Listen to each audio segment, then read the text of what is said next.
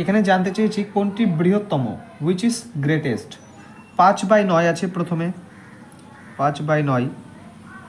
এরপরে আছে 0.23, তারপর উপরে পৌনঃপুনিক চিহ্ন, তারপরে কি আছে √25/49। এরপরে আছে 0.8 তার স্কয়ার। তো এটা আমরা সলভ করি এখন। 5/9কে আমরা 5/9 লিখি,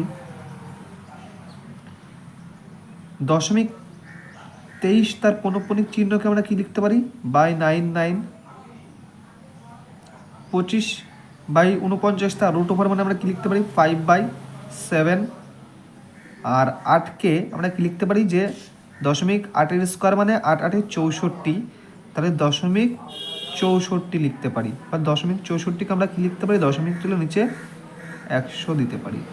এবার দেখুন যার মধ্যে ডিফারেন্স সব থেকে কম, বা 9-এর মধ্যে 5, 7-এর মধ্যে 5, 99-এর মধ্যে সব থেকে এই দুটো তো ছোটো হয়ে যাবে, কারণ 100-র মধ্যে 64, 100 জনের মধ্যে 64 টাকা ভাগ করাটা অনেক কঠিন ব্যাপার। 99 জনের মধ্যে 23 টাকা ভাগ করা মানে বিশাল কঠিন ব্যাপার। কিন্তু 7 জনের মধ্যে 5 টাকা ভাগ করা, অথবা 9 জনের মধ্যে 5 টাকা ভাগ করা, তাহলে 7 জনের মধ্যে 5 টাকা ভাগ করলে সবাই বেশি পাবে না 9 জনের মধ্যে 5 টাকা ভাগ করলে সবাই বেশি পাবে? 9 জনের মধ্যে 5 টাকা ভাগ করলে সবাই একটু হলেও কম পাবে, কিন্তু 7 জনের মধ্যে যদি 5 টাকা ভাগ করে দেওয়া হয় তাহলে সবাই একটু হলেও বেশি পাবে। তাহলে এটাই হয়ে যাচ্ছে গ্রেটেস্ট, তার মানে এটাই হয়ে যাচ্ছে গ্রেটেস্ট। তার মানে √25/49 হয়ে যাবে গ্রেটেস্ট বা সবথেকে বৃহত্তম।